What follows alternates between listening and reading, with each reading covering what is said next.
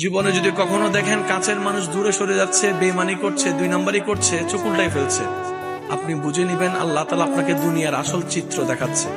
আপনি যেন বুঝতে পারেন আপনার আপন বলতে আল্লাহ ছাড়া, আপনার আপন বলতে আপনার নবী ছাড়া আসলে আর কেউ নাই। অনেক সময় দেখবেন আপনার জীবন চলার পথে অনেক পরিচিত ভালোবাসার প্রিয় মানুষগুলাও কিন্তু একসময় আপনাকে চিনবে না, চোখ উল্টাই ফেলে।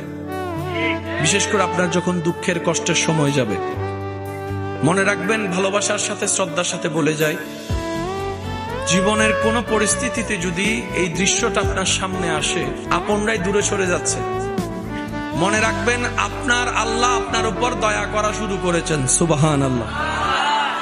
ওই বিপদ থেকে আপনি যাদের সাপোর্ট নিয়ে উঠতে চাচ্ছেন, রব চাচ্ছেন আপনাকে কেউ না করুক সাপোর্ট, আপনার আল্লাহ স্বয়ং আপনাকে সাপোর্ট করতে চাচ্ছে বলেই মানুষকে দূরে সরাই দিচ্ছে। সুবহানাল্লাহ।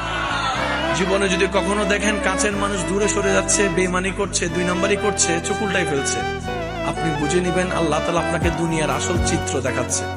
আপনি যেন বুঝতে পারেন আপনার আপন বলতে আল্লাহ ছাড়া, আপনার আপন বলতে আপনার নবী ছাড়া আসলে আর কেউ নাই, আসলে কেউ নাই, আসলে কেউ নাই।